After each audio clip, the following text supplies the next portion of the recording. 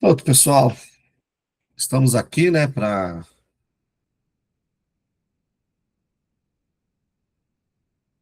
do nosso curso de teologia da Fatesa.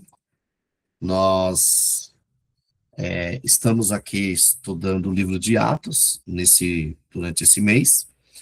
E hoje é a nossa última aula antes do nosso teste, né, da nossa avaliação semana que vem, tá bom?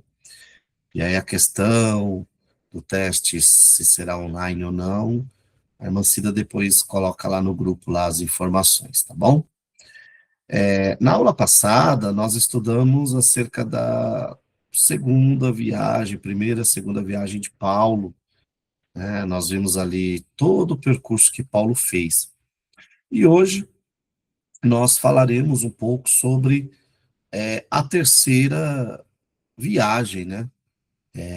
Então, a partir ali do capítulo 19 de Atos dos Apóstolos, nós temos o registro de Paulo com o pé na estrada, com Paulo literalmente pegando e saindo e caminhando em rumo aos confins da terra, tá bom?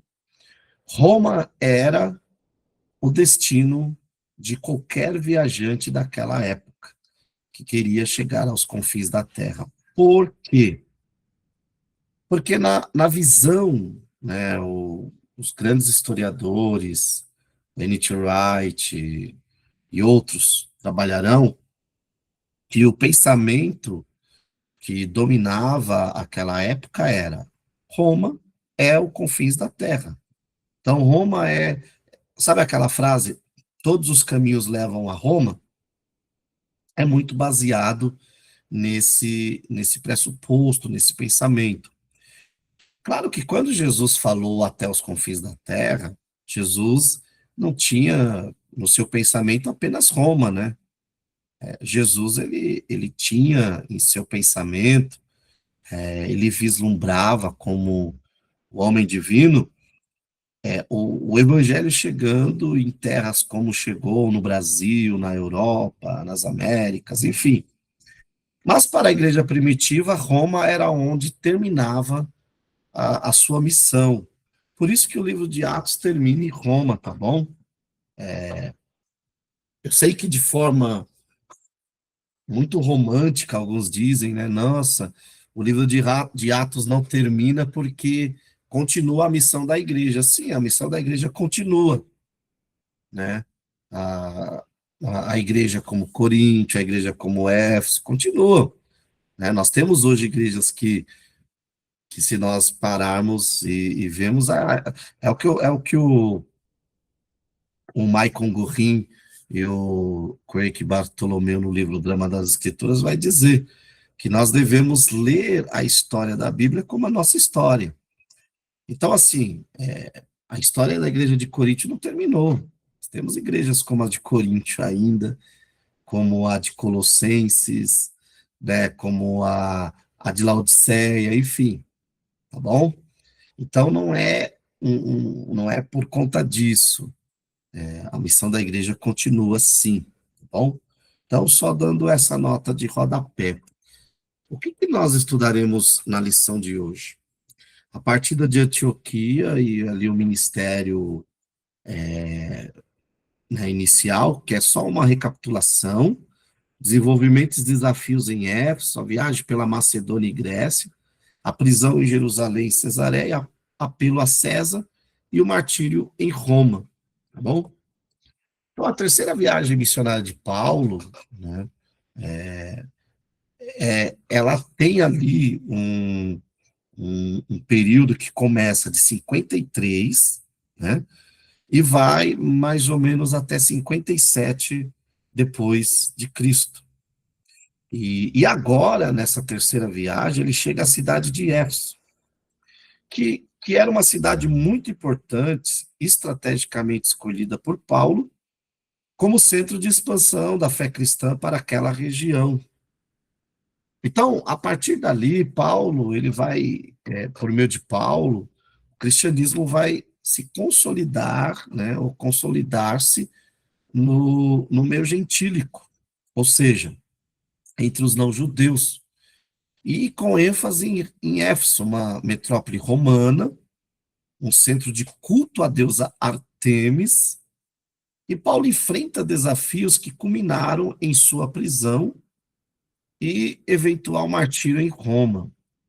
Este período é crucial para a compreensão do que na teologia nós chamamos de querigma, proclamação do evangelho paulina e a formação da identidade eclesiástica primitiva. Então, Paulo, como de costume, ao chegar nas cidades, ele procurava uma sinagoga, e não foi diferente em Éfeso. Então, ele chega em Éfeso, ele prega na sinagoga, onde encontra grande resistência dos ouvintes. Então, ele resolve mudar de local, ele vai para a escola de Tirano, né? É interessante ver como Paulo tem uma grande flexibilidade ministerial, sem preconceitos ou regras que muitas das vezes podem se tornar inúteis quando se trata de pregar a verdade do evangelho, tá? Quando eu falo que Paulo ele tinha uma flexibilidade ministerial, não é que Paulo ficava, como eu posso dizer, misturando as coisas, não é que Paulo abria mão dos dogmas basilares do cristianismo, não. Eu falo flexibilidade é na questão de estratégia. Opa, não deu na sinagoga? Vamos para a praça. Não deu na praça? Vamos na entrada da cidade. Não deu entre os homens, como aconteceu em Filipos? Vamos pregar para as mulheres.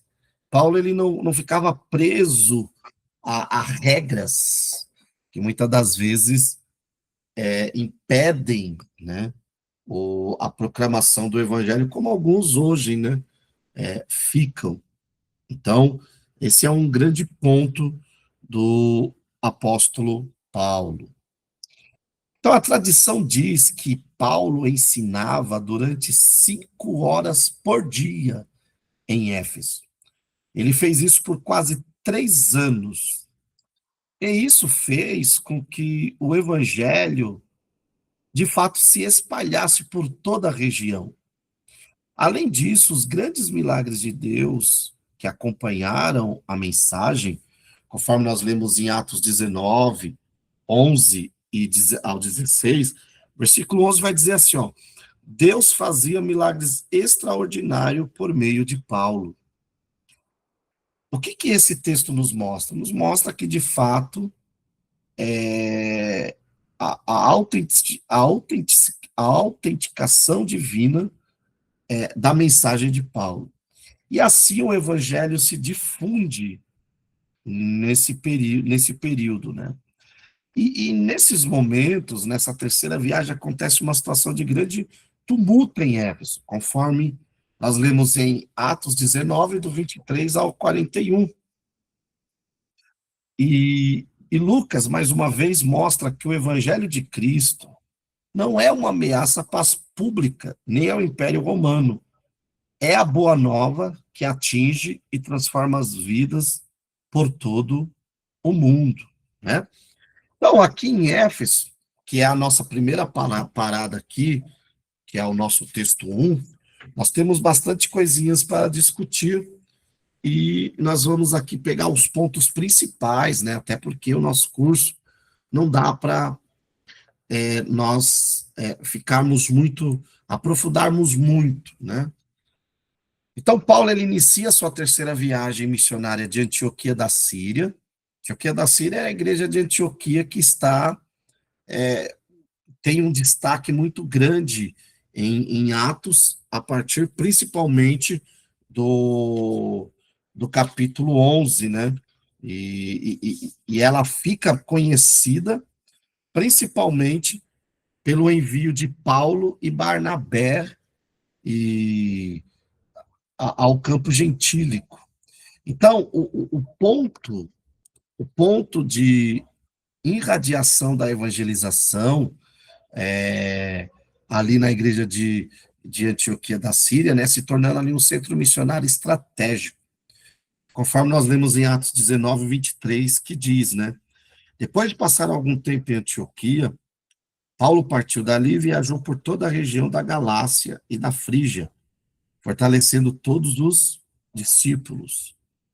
Então, este ponto de partida consolidou a base para revisitar comunidades estabelecidas e fundar novas igrejas, demonstrando a importância da continuidade da obra apostólica, né? E quando Paulo chega ali em Éfeso, que ele vai iniciar o seu ministério, Paulo estabelece ali em uma metrópole cosmopolita e centro pagão da Ásia Menor, uma igreja bem estruturada, né?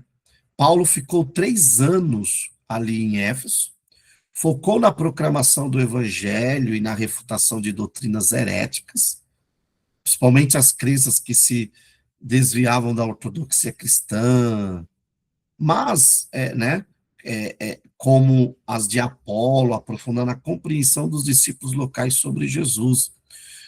O que havia ali? Havia muitas idolatrias, né? Havia muito misticismo. Então, a partir daqui, Paulo ele vai desenvolver a igreja dali, né? Então, em Éfeso, o ministério de Paulo consolidou-se, promovendo a prosperidade da igreja, e ele ensinou diariamente na escola de Tirano, conforme está em Atos 19, do 9 ao 10, que era um local de ensino, né, irradiando o cristianismo por toda a província da Ásia. E aqui nós temos algumas questões, né? A primeira questão é: que mais se pode dizer sobre esses discípulos que aparecem em Éfeso e falam em línguas? Parece que esses discípulos não tinham passado por uma experiência plena de salvação. Quando ouviram falar de Jesus e do Espírito Santo, recebem o poder como os outros.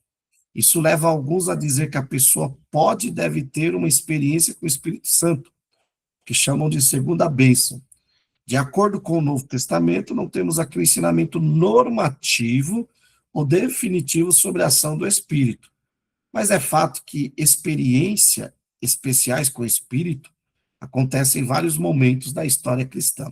Por que essa pergunta? Por que esse primeiro ponto? Porque quando eles chegam ali na cidade de Éfeso, eles encontram alguns discípulos que eram batizados no batismo de João, mas que não conheciam nem Jesus e nem o Espírito Santo.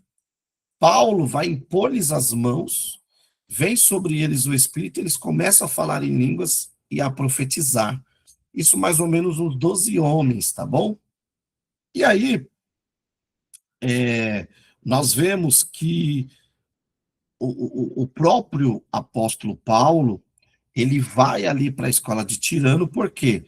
Porque ele sai da sinagoga onde ele está pregando, há uma certa resistência, e ele vai ali de forma estratégica pregar naquela escola, né, que era um centro de expansão da cultura, e ele torna aquela escola um, um centro de expansão agora da fé cristã, né?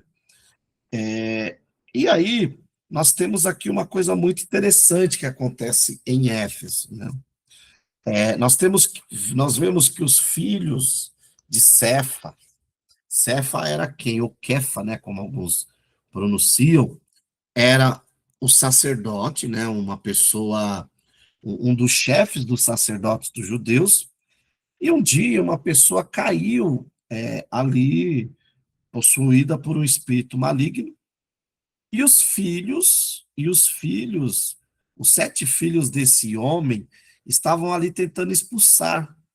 E o que aconteceu?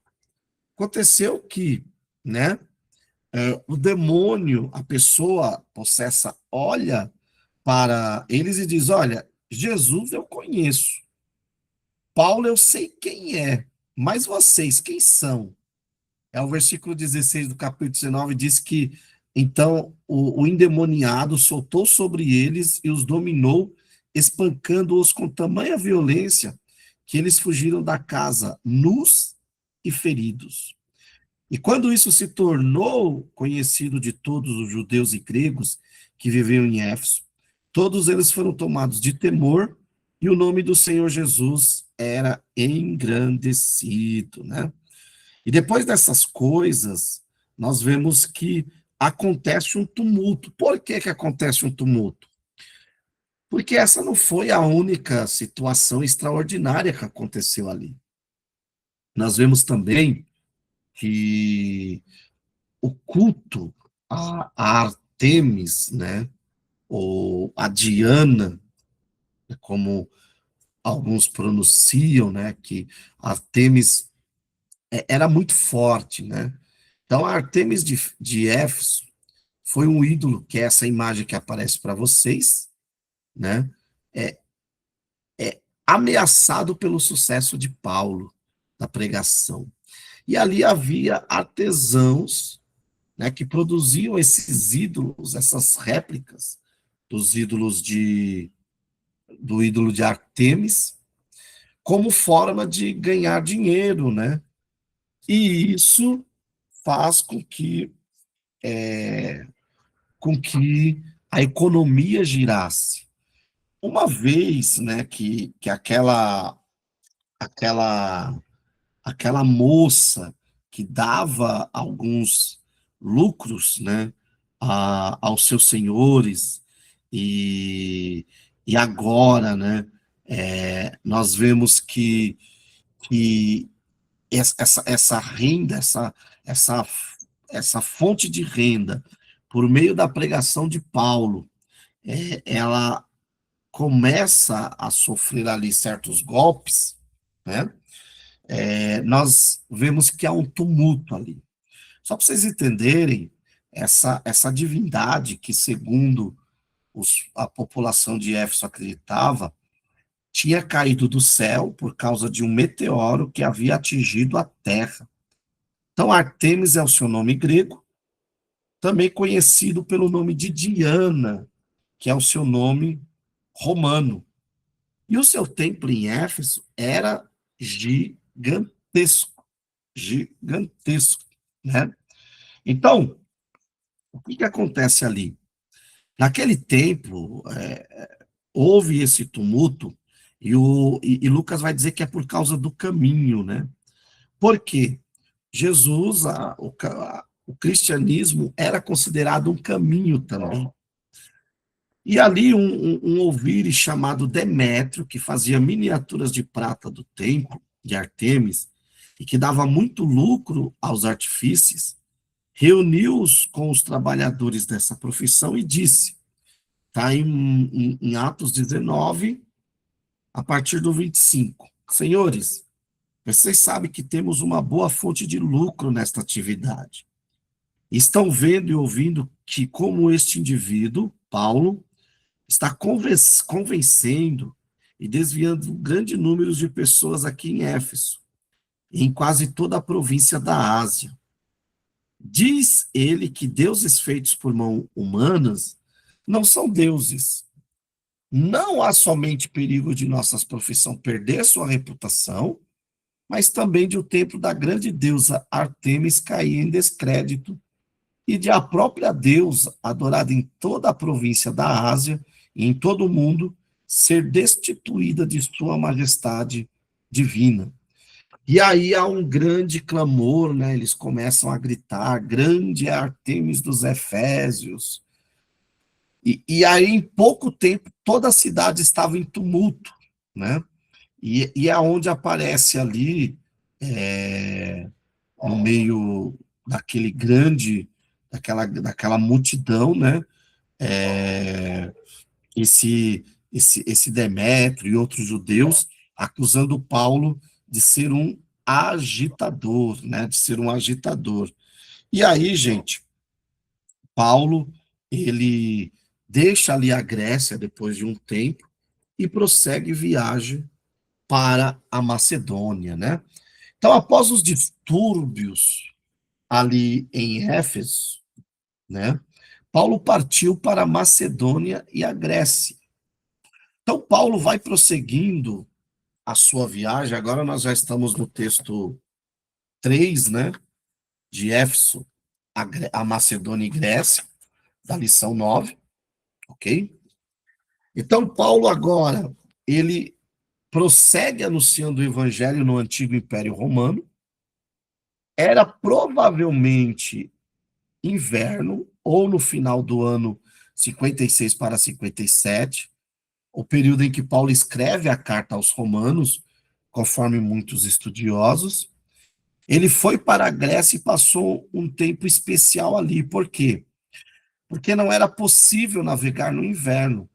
Em Troade, acontece o caso da ressurreição de um jovem que caiu do terceiro andar porque dormiu durante uma das pregações de Paulo, né? Paulo ele sai por ali visitando, consolidando as comunidades cristãs, fortalecendo a fé dos convertidos.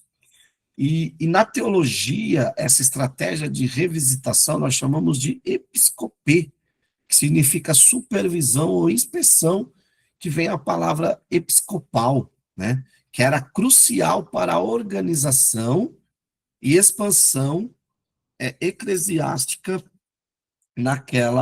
naquele local, né? Paulo quer chegar em Jerusalém, destino final da terceira viagem missionária, antes do Pentecoste. O livro de Atos mostra que, ao mesmo tempo que Paulo faz tudo estrategicamente bem pensado e organizado, o Espírito de Deus dirige todas as coisas. O que a Bíblia, então, nos revela? Que a vida espiritual não se opõe à vida organizada, bem planejada. Isso daqui é um insight para nós, pessoal. Por quê? Porque nós temos o hábito de achar que a obra de Deus tem que ser feita de qualquer maneira, né? Então, sem planejamento, sem, sem reunião.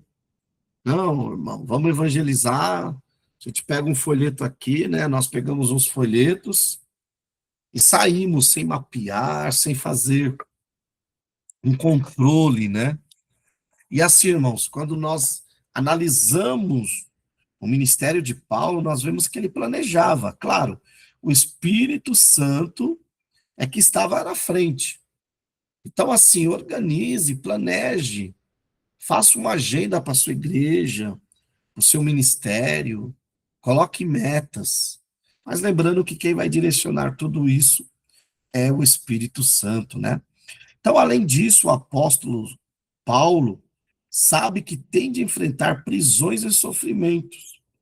Mas o que realmente lhe importa é prosseguir testemunhando do Evangelho de Cristo. Então, Paulo vai se despedir dos líderes da igreja de Éfeso, que estava muito viva no seu coração, pois afinal ele havia passado ali 3 anos. O texto de Atos diz que todos choraram, pois sabiam que nunca mais o veriam. E no ano que vem, em Jerusalém, guiado pelo Espírito Santo, Paulo começa essa parte da viagem no ano 56 e deve chegar antes de 57 na cidade de Jerusalém, conforme Atos 21, né? Então, mais uma vez, Lucas delinea a rota detalhada do navio pelo Mediterrâneo, e finalmente Paulo chega a Cesareia, capital da administração romana em Israel. Ali, confirma-se mais uma vez que o evangelho muitas vezes é acompanhado de dor, sofrimento, mas Deus cumpre todos os seus propósitos na vida de Paulo. E umas coisas interessantes que eu gosto sempre de trazer para vocês são os dados históricos, né, dessa terceira viagem, que comprovam que o livro de Atos é um livro histórico, né? Porque Lucas, ele é um historiador competente. E os seus relatos trazem referências que podem ser comparadas a outras informações históricas e arqueológicas. Então, quando ele menciona Priscila e Áquila, né, que são expulsos, quando comparado a outras informações, nós vemos que, por volta do ano 49 ou 50, Cláudio, né, de fato, expulsou os judeus ali de Roma. Então, a partir desses dados objetivos, podemos fazer as contas e também organizar cronologicamente as viagens de Paulo. Então, sabemos que Paulo fica pelo menos 1 ano e meio em Corinto e cerca de 3 anos em Éfeso. Depois, Paulo vai para Jerusalém, passando pela Macedônia e a Acaia, pela Grécia, onde passa o inverno, que no hemisfério norte vai de dezembro a março, e só então ele prossegue viagem. E assim, chegamos à conclusão que estamos no segundo semestre do ano 56, no final da terceira viagem de Paulo. Também há referência, em Atos 26, à festa dos pães sem fermento, ou seja, a Páscoa que acontece 50 dias antes do Pentecostes, em março. Portanto, Paulo deve ter chegado a Jerusalém em maio de 57, né? É bastante informação, mas depois vocês também podem assistir os vídeos, esse vídeo novamente, essa videoaula, que ficará gravado e vocês podem comparar, né? O texto que nós temos aqui em mão, ele vai mostrar, então, que em sua viagem de volta para Jerusalém, Paulo recebe direção do Espírito, mas ora parece que ele deve mesmo ir para Jerusalém, ora parece que deve evitar esse destino porque vai sofrer. E aí, como que entendemos esse conflito? Simples. O Espírito de Deus age levando Paulo para a direção certa. E esse atuar do Espírito envolve o sofrimento que faz parte do ministério de Paulo na igreja primitiva, e particularmente, né, em seu ministério. Então, o Espírito leva para Jerusalém. A dúvida surge quando os irmãos de Tiro, pelo Espírito, recomendam a Paulo que não vá para Jerusalém, conforme Atos 21:4. Isso não significa que o Espírito está dizendo que não vá. Significa que, pelo Espírito, os irmãos sabem que Paulo vai sofrer em Jerusalém. Assim, eles sugerem que ele repense a questão. No entanto, Paulo está decidido a partir, pois tem a certeza de que está indo para lá segundo o propósito de Deus, né? Avançando aqui, né, fica uma pergunta: por que que Paulo precisava ir para Jerusalém, né? Então, aqui é um panorama do ministério na Macedônia e Grécia, né? Então, lá na Macedônia, ele vai fortalecer e ainda vai fazer uma coleta financeira para os irmãos em Jerusalém, que estão passando uma grande fome. Na Grécia, ele vai, em Corinto, né? Paulo dedica ali meses ao ensino e à consolidação da fé. E esse período foi crucial para a estabilidade doutrinária e organizacional das igrejas ali. Então, a coleta para Jerusalém, também, que acontece aqui dentro de todo esse período, você vê que como o ministério de Paulo ele é dinâmico, né? Então, durante a sua permanência na Grécia, Paulo meticulosamente organizou uma coleta. Está lá em Coríntios 8 e 9, tá? Esse texto é muito legal, que os irmãos usam para dízimos e ofertas, né? Só que o contexto desse dízimo, dessa oferta aqui, dessa coleta, são os irmãos pobres. Então, assim, né? Vamos aplicar o texto corretamente. Deus ama quem dá com alegria, sim. No entanto, meus irmãos, aquilo que é feito com a oferta é justamente o socorro para os irmãos de Jerusalém, né? E isso, essa iniciativa registrada ali nas epístolas de 2 Coríntios, capítulo 8 e capítulo 9, simbolizava a unidade e a interdependência entre as igrejas gentias e a comunidade judaico-cristã original, né? E esse gesto reforça o que nós conhecemos como koinonia, comunhão. Ou seja, havia comunhão, né? Paulo, ele confrontou uma conspiração de judeus helenistas, judeus que adotaram a cultura grega, que visava emboscá-lo em sua viagem marítima de retorno. Então, conforme Atos 23, essa ameaça iminente forçou a modificar seu itinerário.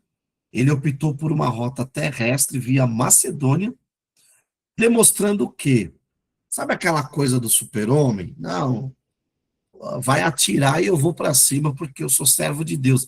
Paulo não tinha esse pensamento, não. Paulo, sabendo daquele, daquele perigo, né, que estava eminente ali no capítulo, conforme o capítulo 20, versículo 3, ele adota uma outra estratégia. Irmãos, na nossa proclamação do evangelho, precisamos ser sábios e utilizar todos os meios e mecanismos que temos à nossa disposição, né? Então é isso. Então a viagem de retorno para Jerusalém, de Troade, né? Em Troade, Paulo ressuscitou Eutico, um jovem que caiu de uma janela durante um longo sermão. Depois ele vai ali para Mileto, né? E em Mileto, Paulo se despediu dos presbíteros de Éfeso, exortando-os à vigilância pastoral. Aí, em Tiro, né, os discípulos profetizam o sofrimento iminente de Paulo em Jerusalém, o alertando. E aí nós temos já no o nosso texto de número 5, quando Paulo chega a Jerusalém e é preso, né? Paulo, no caminho a Jerusalém, acontece uma coisa muito interessante, né? Quando Paulo chega ali em Jerusalém, em seu discurso, que ele é confundido com um egípcio. Quem sabia dessa curiosidade? Que Paulo, quando ele vai se defender ali em Jerusalém, né? Ele é confundido com um egípcio, né? E até ele provar que ele não era egípcio, mas era judeu, né? E ao mesmo tempo possuía cidadania romana, há um grande alvoroço ali. Quem sabia dessa? Paulo foi confundido com um egípcio. O irmão Valdeci, mais alguém? Irmão Arinaldo. Legal. Exatamente, está lá em Atos 21, 38, tá? Que diz assim, ó. Não é você o egípcio que iniciou uma revolta há algum tempo, levou 4.000 assassinos para o deserto? Paulo, ele é comparado, gente, a, a um egípcio que iniciou uma confusão, né? E aí, quando até Paulo provar que ele não foi esse camarada que fez isso, né? E que causou toda essa revolta, foi bem complicado, né? Mas Paulo, ele conseguiu ali o silêncio e conseguiu mostrar que não era esse tal egípcio, né? Mas vamos lá. Em Jerusalém, Paulo enfrentou a ambivalência e foi falsamente acusado de profanação do templo, tá bom? Então, quando Paulo chega ali em Jerusalém, conforme Atos, capítulo 21, e o versículos 28. Eu estou lendo muito Atos, irmãos, por quê? Porque quando você lê Atos, você já vai entendendo tudo isso que eu estou falando, você vai conseguindo compreender. Então, então capítulo 21, versículo 28 e 29. Gritando, israelita, ajude-nos. Este é o homem que ensina a todos e em toda parte contra o nosso povo, contra a nossa lei e contra este lugar. Além disso, ele fez entrar gregos no templo e profanou este santo lugar. Anteriormente, eles haviam visto o Efésio Trofimo na cidade com Paulo e julgaram que Paulo tinha introduzido no templo. Então, o texto mesmo explica e mostra que essa acusação de profanação do templo foi uma acusação falsa, né? Falsa. No entanto, Paulo ele é preso ali, né? Pelas autoridades romanas e assim inicia seu longo encarceramento. Paulo faz um discurso, né? Se defendendo. Primeiro, Paulo é acusado de profanar e depois Paulo é confundido com esse egípcio que fez essa grande confusão, né? E aí, quando chegamos aqui no capítulo 22, né, que Paulo faz aquele grande discurso, e, e é importante nós estudarmos um pouco desse discurso de Paulo aqui em Jerusalém, né, que é a sua defesa, né, sem a compreensão correta desse discurso, nós não conseguimos compreender o restante. Então, Paulo está de volta a Jerusalém por ocasião do Pentecoste. A cidade estava cheia e ele vai à igreja dar o relatório do seu ministério entre os gentios, né? Ainda há muitas dificuldades a serem resolvidas entre os cristãos. Estão acusando Paulo de desviar judeus da sua fé, estão acusando Paulo de profanação do templo, estão acusando Paulo de ser um perturbador egípcio, né? Fala para mim, gente, é muita acusação para uma pessoa só, né? No entanto, Paulo ele continua firme, né? Continua firme. Por quê? Porque do ponto de vista cultural, Paulo ele continua respeitando ali as tradições e as práticas do seu povo judeu, né? Por isso ele vai ao templo sem tentar se defender ou explicar, mas demonstrando ali diante daquelas pessoas o evangelho, né? E aí nessa ocasião Paulo é preso, mas ele recebe autorização para falar ao povo, a quem se dirige em aramaico. Olha a ver se tá, a ver como Paulo é versátil, né? Paulo fala em latim, em grego, em hebraico, em aramaico. Paulo era um homem preparado para o ministério. Não foi um aventureiro que pegou as suas coisas e, e saiu por aí e saiu por aí querendo querendo se aventurar, querendo ver se ia dar certo, né? Paulo era muito preparado. Então, ele conta o seu testemunho de conversão, ele conta como foi alcançado por Jesus e prossegue até quando ele menciona que Deus o enviou aos gentios. E nesse momento a multidão se revolta. E o comandante ordena que o levem à fortaleza para ser açoitado e interrogado. E aí é nesse momento que Paulo se identifica como cidadão romano e é solto. Por quê? Porque, como cidadão romano, as autoridades judaicas não tinham poder sobre Paulo, e os romanos também, né, consideravam certos castigos para os cidadãos romanos, outros não podiam, né? Então, aqui nós vemos que Paulo ele está decidido a ir até o fim.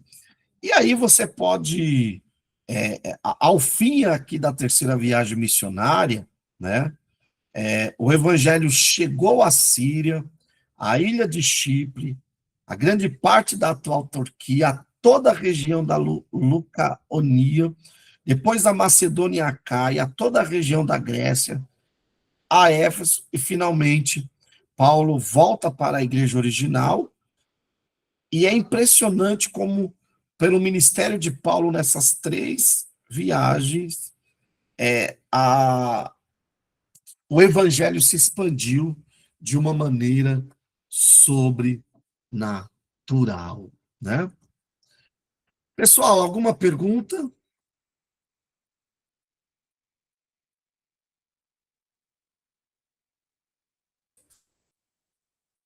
Algum comentário?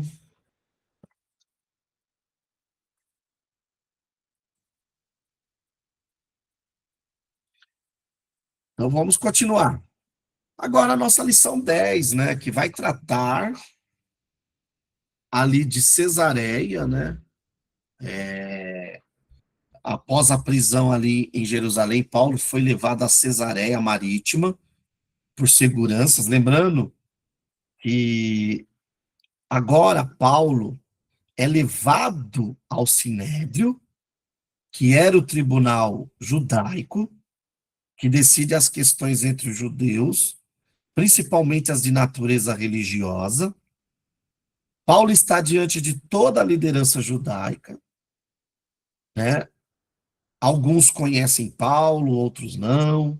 Ele também não conhece a todos, né? Ele não é mais o seguidor do farisaísmo, mas ele mostra todo o respeito às autoridades do seu povo. E aí Paulo, ele vai pregar, né? Ele vai pregar. E Paulo está sendo julgado pelo quê? Ele está sendo julgado por ter pregado e por ter esperança na ressurreição. A pessoa você ser condenado porque você crê na ressurreição, hoje nós vemos aí certos líderes, né? Paulo era um líder na igreja primitiva. Mas nós vemos aí certos líderes presos, né, por comprar casas inadequadas, por desviar verba, enfim. E Paulo é preso por crer na ressurreição, né? Muito diferente de hoje. E aí, depois daquela tremenda confusão, Paulo ele é levado, né, para a Cesareia Marítima, e ali ele fica 2 anos sob custódia de Félix e Festo, defendendo a sua inocência e defendendo a sua fé, né? E aí, quando Paulo ele está preso em Cesareia, sob a custódia romana, o sumo sacerdote e os líderes religiosos judeus e um advogado apresentam ao governador, né, que era as acusações contra ele, né? Então, agora ele é acusado formalmente. Paulo tem a oportunidade de se defender nesse processo formal. Ele vai se defender dizendo que está sendo julgado por causa da ressurreição dos mortos. A pessoa, se todo mundo fosse, todo cristão hoje fosse julgado e condenado por pregar e crer na ressurreição dos mortos, né? E segundo o texto, Félix sabe muita coisa sobre o caminho, ou seja, sobre a fé cristã, mas ele tem medo, né? E é interessante que nós observamos que muita gente tinha medo de se decidir por seguir a Cristo por pelos danos que isso trazia naquela época. Então, no capítulo 25, o julgamento fica nas mãos de Festo, que é o novo governador que sucede a Félix. Então, ele vai e fica sob Félix, e depois ele passa para Festo, tá bom? que eram os governadores da época. Paulo reivindica o direito de ser ouvido em Roma, e aí Paulo apela para a jurisdição de César. E a situação fica novamente indefinida, né? Aí no capítulo 26, quando Paulo apresenta novamente sua defesa e aproveita o momento para contar mais uma vez como foi alcançado pelo evangelho de Cristo, ele é surpreendente, né? Surpreendido pelo interesse, a curiosidade do rei Agripa, né? Então é muito interessante como esse rei Agripa fica interessado pelo testemunho de Paulo. Ele não perde, Paulo não perde tempo e começa a pregar. E diante de tudo isso, Agripa e Festo concordam que Paulo poderia ser liberto se não tivesse apelado a César. Então, se Paulo não tivesse apelado a César, ele estaria livre. No entanto, como ele apelou, né, ele estava marcado, basicamente, ali, para ir até César, né? Então, a justiça ficou de resolver a situação, mas nem Festo, nem Félix, nem Agripa resolveram. Na verdade, o que nós podemos ver, gente? Que as coisas desse mundo, afastadas de Deus, sem a direção correta, com essa justiça que falha muito, que é uma justiça, muitas das vezes, que se torna injustiça, né? Porque você imagina uma pessoa ter que ir até César só porque crê na ressurreição, né? Mas foi o que aconteceu, né? Então, parece, nós temos algumas coisas aqui, né? A primeira coisa que nós precisamos tirar é o seguinte: pode parecer que Paulo dificultou as coisas quando ele apelou para César, mas isso é uma mentira, tá? Por quê? Em primeiro lugar, Deus lhe falou que ele devia ir para Roma.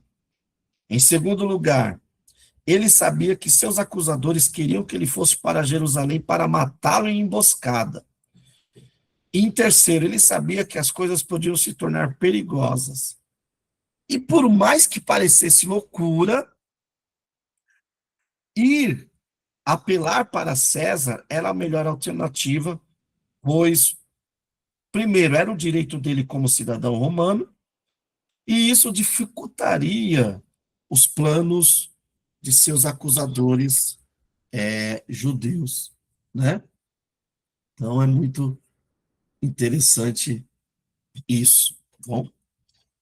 Festo, é muito interessante que quando nós olhamos para Festo, que escuta Paulo e não vê muito, na verdade, Festo acha que Paulo estava louco.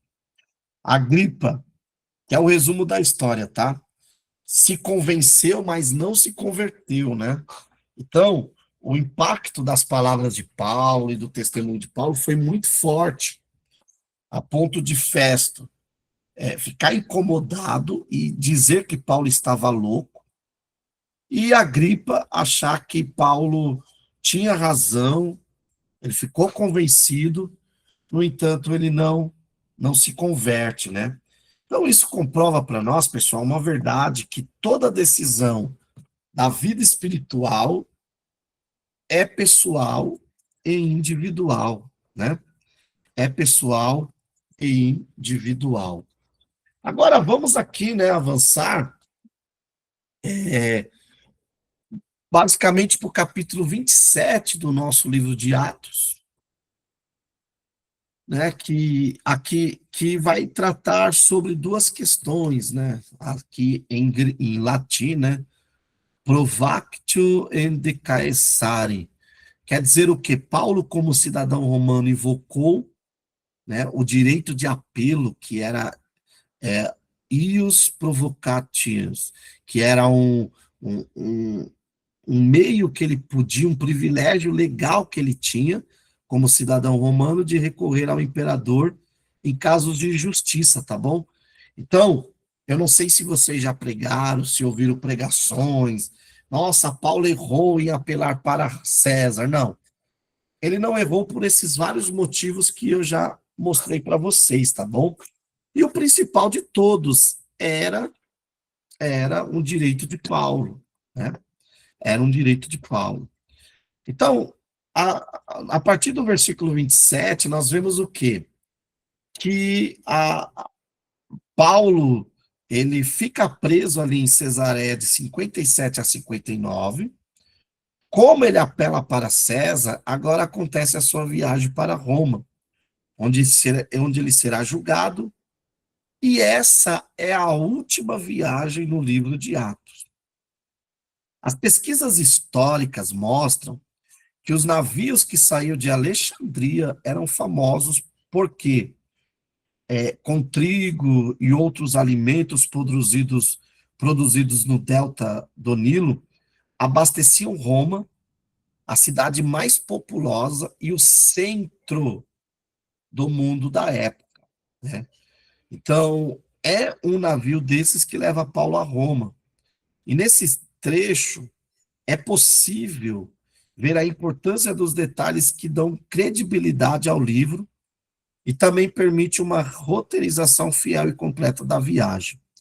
No capítulo 27, versículo 9, o versículo 9 faz referência ao jejum, e é uma referência ao dia da purificação, né? O que nós conhecemos hoje como o Yom Kippur. Isso indica que tudo ocorreu entre setembro e outubro do ano 59.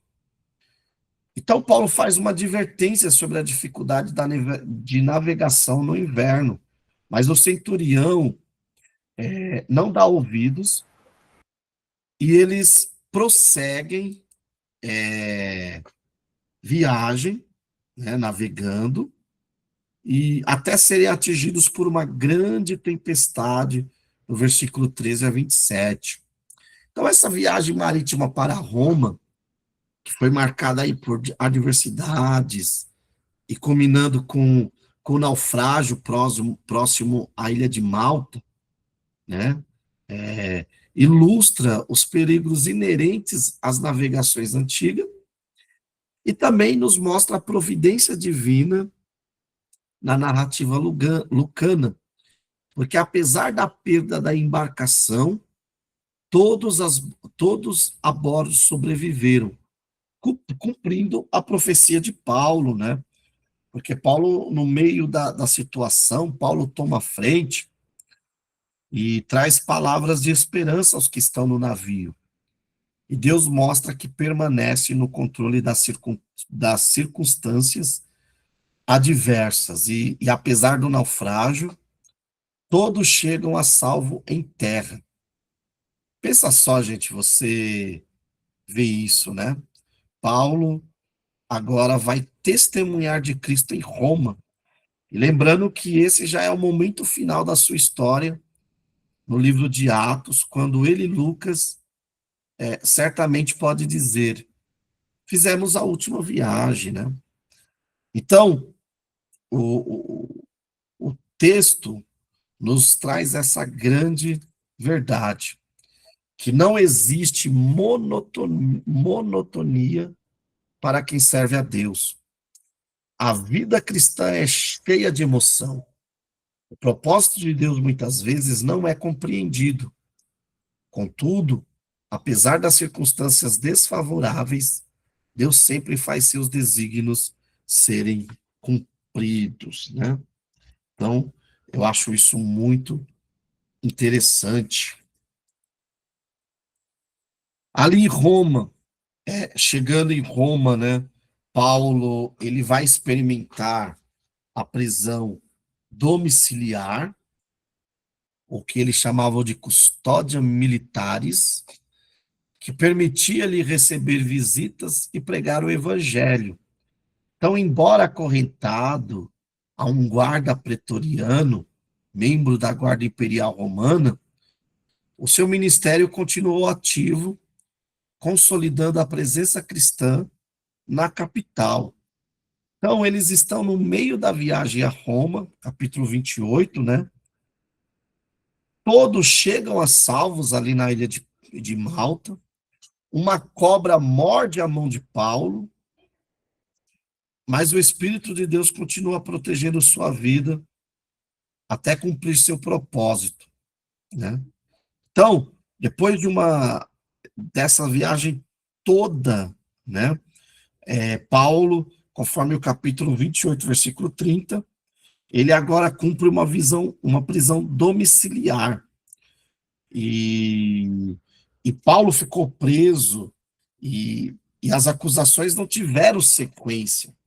Então foi nesse tempo que ele escreveu as famosas cartas da prisão, Efésios, Colossenses, Filemão, provavelmente Filipenses, entre os anos 60 e 62.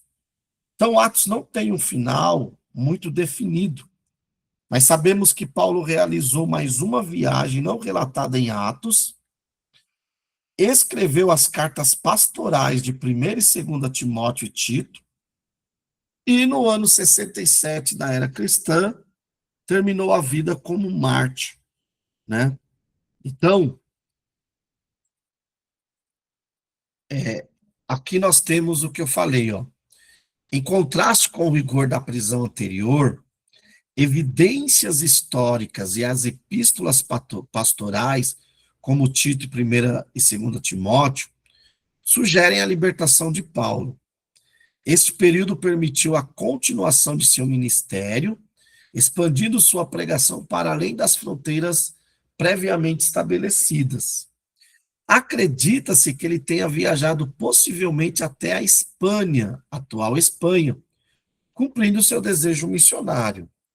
Essa fase demonstra a resiliência apostólica e a persistência na propagação do evangelho. Gente, veja só onde Paulo chegou, né? Eu fico imaginando, com toda a dificuldade que ele enfrentou e com as próprias limitações, Paulo chega na Espanha, saindo de Jerusalém, né? Saindo ali da Antioquia da Síria. Imagina Paulo hoje, aonde que Paulo chegaria? Eu acho que não teria limite, né, para Paulo, né?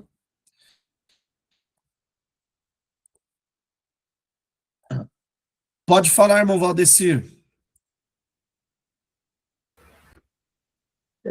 Professor, não é uma coisa contraditória. Paulo é preso por pregar o evangelho.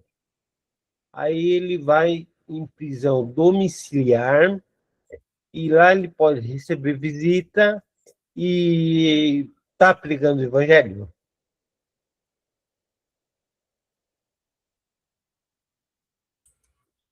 Irmão, não era, porque assim, Paulo ele era um cidadão romano, né? Ele era um cidadão romano. E você vê que as acusações contra Paulo, quando você lê Atos, por isso que é bom vocês, não sei se todos leram Atos, né? Mas para entender essa parte da nossa lição aqui, lê Atos 27, 28, né? 24 ao 28. Você vai ver que as acusações contra Paulo não se sustentam. Até porque, para os romanos, nesse primeiro momento, o cristianismo não era nem tão assim. O cristianismo ainda estava, vamos dizer, começando a incomodar Roma, entendeu? Não era assim. Nós estamos falando isso dentro do contexto de 64 a 67 depois de Cristo, sob o Império de Nero. Nero, ele não faz uma perseguição sistemática aos cristãos, né? Então, assim, Paulo, claro, Paulo, como uma das autoridades cristãs, ele foi alguém no qual o imperador tinha um olho ali, né? Tanto que depois o próprio mesmo, esse mesmo imperador vai matá-lo, mas ele, por ser um cidadão romano, ele podia pregar ali, porque ele estava numa prisão domiciliar, entendeu? Ele só não podia é, sair, né? mas ele tinha liberdade de receber visitas e pregar. Tranquilo? Então, após a sua libertação, Paulo novamente é preso. Bom, opa, alguém levantou a mão. Pode falar, irmã Cida. Ô, Sérgio, o Paulo, ele era bem conhecido lá em Roma, porque ele era uma pessoa, uma autoridade. Será que essa perseguição sobre ele não era mais medo dele se levantar depois como um grande político nos dias de hoje? Então, eles temiam é, essa postura dele? Não seria isso também? Olha, possivelmente, irmã Cida. Isso fica muito evidente quando, por exemplo, você vê que Paulo é confundido pelas autoridades judaicas ali de Cesareia como um egípcio, né? Que, que, que, que faz aquele tumulto, né? E leva ali 4.000 homens, né? é, para, para, para o deserto, e ali ele ocasiona uma, uma certa revolução, né? Então, assim, Paulo era conhecido, sim. Pode ser que tinha esse medo? Pode ser, né? Pode ser. Hum, na verdade, agora, quando Paulo chega em Roma, se ele foi morto em 67, ou seja, nós estamos falando aí que Paulo chega em Roma ali, mais ou menos em 64, 65. Segundo a tradição, nesse período aí é onde começa-se, Nero põe fogo, né? Hoje alguns historiadores debatem se Nero pôs fogo, se Roma pega fogo devido à sua infraestrutura precária, mas Nero precisava dar culpa em alguém, põe nos cristãos. Mas, claro, você quer atingir qualquer movimento, atinge as lideranças. E Paulo era uma liderança, né? Junto com Pedro. Por isso que Pedro morre nessa época e Paulo também. E pode ser que tivesse também esse medo, né? Sabemos que aquela região ali, Judéia, a Palestina, né?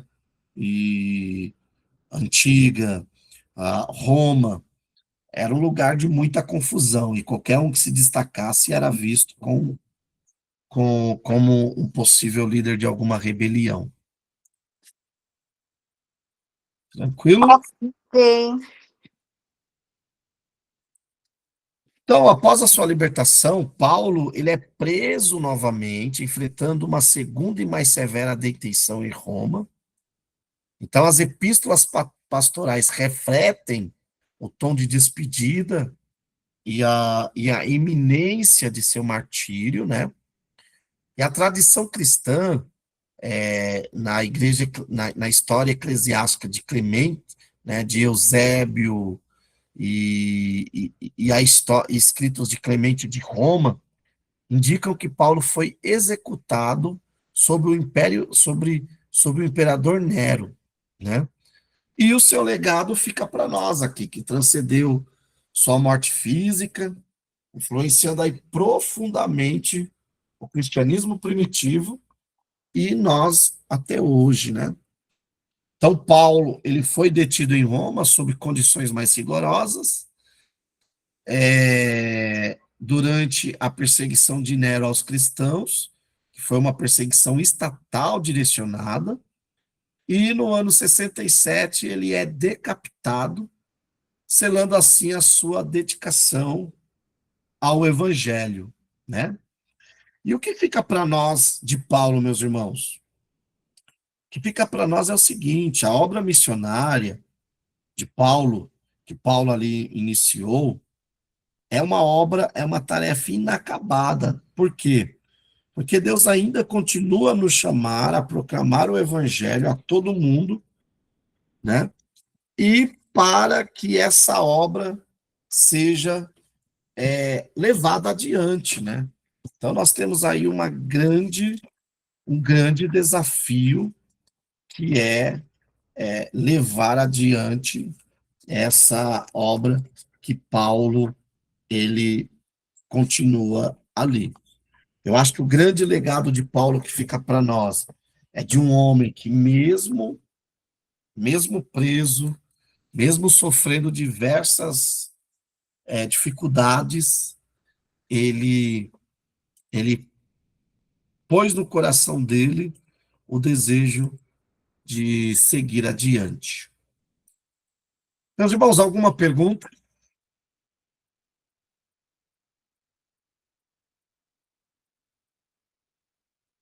Algum comentário?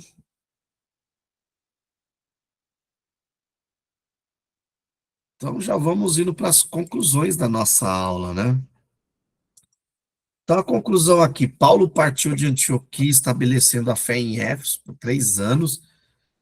Ali em Éfeso, Paulo já enfrentou muita dificuldade, né? O tumulto de Éfeso ilustra a oposição enfrentada pelo evangelho crescente. E a sua prisão em Jerusalém e julgamento em Cesareia levam a apelar a César. Paulo chega em Roma em um primeiro momento, numa prisão domiciliar, depois ele é solto, é preso novamente, e aí talvez seja o pensamento que a irmã Cida trouxe, né? Nero, ele fica literalmente louco, e ele começa a perseguir ali as lideranças, né? As lideranças cristãs, né? E ele começa a, a matar, e Paulo era uma dessas lideranças junto com Pedro. E aí, em 67, Paulo sofre o seu martírio conforme a tradição, né? Conforme a tradição, Paulo recebe o martírio e aí ele morre no ano 67 depois de Cristo. Tranquilo, meus irmãos? Alguma pergunta? Hoje eu falei um pouquinho mais calminho, talvez em alguns momentos mais cansado, que eu tô com uma inflamação bem grande na garganta, mas eu acho que deu para entender a aula, né? Boa, deu para entender. Deu sim. Ah, legal, deu sim, muito bom, muito bom. Meus irmãos, e aí, o que vocês acharam do livro de Atos?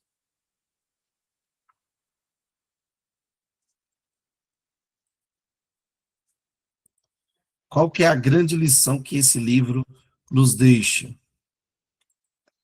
Ô, Sérgio, eu acho que como que foi difícil para esse pessoal lá atrás, viu? Hoje a gente tem um evangelho aí tranquilo, a gente vai para a igreja tranquilo, não tem ninguém para amolar a gente, e nós ainda não somos tão perseverantes, né?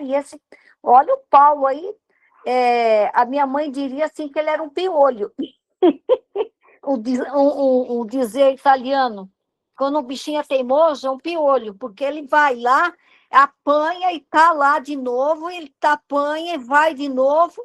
Então, realmente, olha, hoje a gente tem assim um evangelho muito, muito tranquilo. Ah, sim, sim. Ah, assim, temos sim, gente.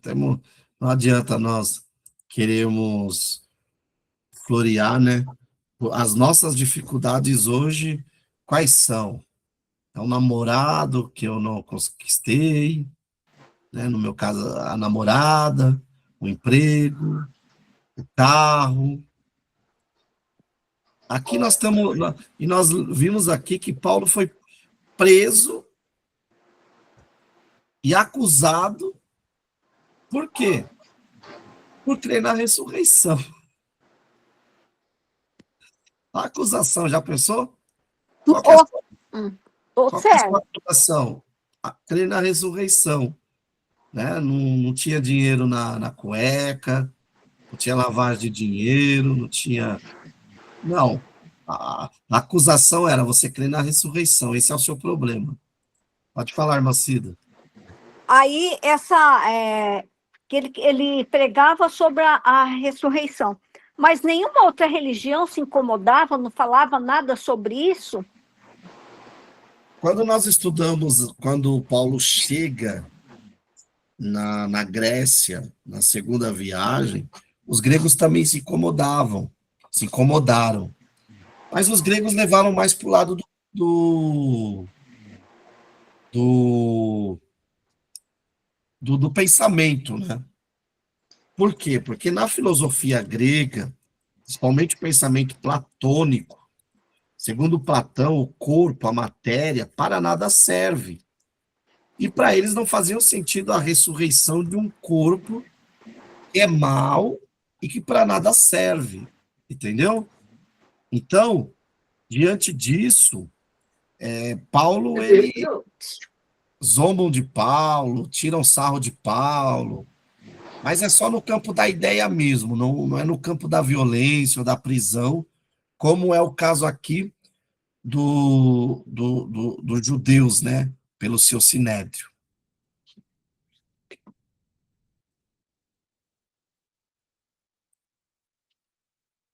Tranquilo, pessoal. Mais alguma pergunta? Não, acho que está tranquilo. Ninguém está em dúvida? Só eu que tive dúvida? A irmã Simone colocou aqui, lendo Atos, aprendi que sem o revestimento do Espírito não temos força para resistir e avançar em nome de Jesus. É verdade, irmã Simone. Precisamos demais do Espírito Santo. Sem o Espírito Santo não temos força. Não temos força.